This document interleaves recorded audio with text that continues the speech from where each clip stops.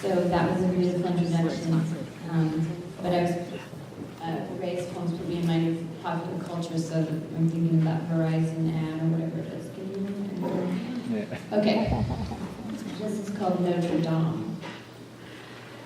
I was staying in an apartment near Notre Dame. There was a park for the kids to play. Roller skaters in front of the cathedral in the evening, and my older son joined in. We shared the floor of the apartment. Too many family members of mine sleeping there. One morning I woke up, and in the instant before my full vision came back, I saw or apprehended or felt, or however you want to call that almost seeing that happens, two angels hovering. One was male and one was female.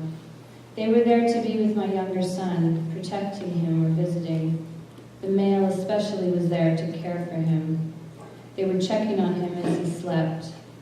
I had interrupted by seeing them, and so they had to leave.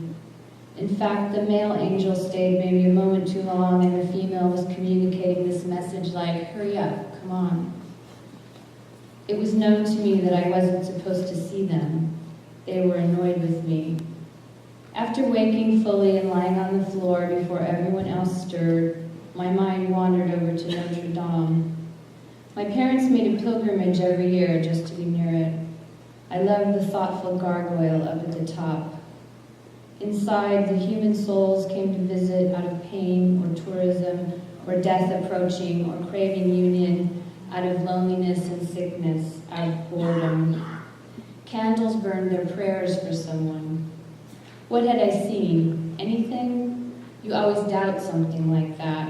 How could that be real? And yet, it was a terrible summer, and it required angels, real or dreamed. With my father losing his mind, getting lost, my mother losing the ability to walk, a sister comforting me as I lamented and talked my sad story while our children played together at the playground at the Tuileries. Later, when I could laugh again and tell the summer as a tale, I said that it's sad to walk around the Seine when you are getting divorced while everyone else is kissing and filming their honeymoons or new loves. Even my husband, after we got back together, laughed at that, because he too had been heartsick on another part of the planet.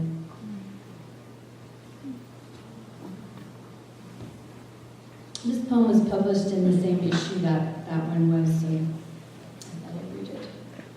You get comfortable and relax. Yesterday at work, Pam said, I think it's like slipping off really tight clothes. You get comfortable and relax. There are all these things to do. I said, I think there's real estate. No, I said, I always imagined my dad went first so he could find a nice place for my mom. That's the way he is. This is a joke, but not, you understand, and made her laugh. She said, I would like to be wearing a great-looking Armani coat and lie down and choose to die like Indians. You know, a good day to die. I said, I think that's what they said before battle, not suicide. I might not be right about that, but I know what you mean. I said, but you can't do that. What if it really is a sin to commit suicide? I said, all those near-death people who tried, they came back to report the mistake. The grave mistake, I emphasized, trying to make it funny again. I love that we have conversations like this. Me too. And then we turned our backs to each other, back to the computer screen, back to work. I work in a public library, much like this one, and I'm thrilled to be here. I told my colleagues that I was going to be part of the library program, and I'm going to show them all the great marketing things you have when I go back. Okay. This poem uses the word Lebensraum, which was the Nazi word that justified the taking over the Sudetenland. It's called white people. Kinderkirche is Lebensraum. The Lebensraum killed the expressionist. Smiling ribbons in hair is Lebensraum. Night torches bonfire is Lebensraum. Burning building, new economy is Lebensraum. Lebensraum is talking too loudly. No Lebensraum here. No to Lebensraum. Lebensraum is a village of vagina dentata. Village of Lebensraum is milky. Lebensraum is cottony. Theory should not include Lebensraum. Attack on the notion of Lebensraum. Lebensraum is your phrenology.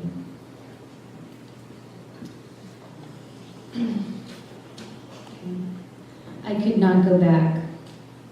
I'd buy 2 single-serving bottles of wine and a pack of cigarettes on Monday nights after my late shift. The way the guy said after many months, "Take care of yourself, honey," meant that I could not go back. I went to a coffee shop that served beer and wine. I asked for a table for 2. That way I could order a full carafe, not just a half. After a while I said, "I guess my friend is not meeting me after all." And with the way the server looked at me, I would not try that here again. Driven around a city, lost and strange. "I don't know where I am," I said. The way the man raged. I begged to be let out and ran off in the rain. Removing my body from the car, a slight concussion plowed into a chain-link fence meant that it took me a long time to figure out what happened. I walked home as the sky broke into Sunday. The police came. I hid in a hedge. I could not go back and pretend to be anything but a person who had done that. When I lay my head on a kitchen table and slept, that friend I barely knew must have known. He offered to drive me home in the gentle way you do with the frail, sick, or elderly. Such a light touch on my back, bending his face to speak to me under the shrill kitchen light where I'd collapsed. Right, I'll read one more and then introduce Amy. I guess this is the German word. This is called Mittelschmerz. I feel the possibility, a pinch, a tiny bite under the hip bone. A little pain, not really painful, a little thrust, more like. My breasts are filling, but that's imaginary.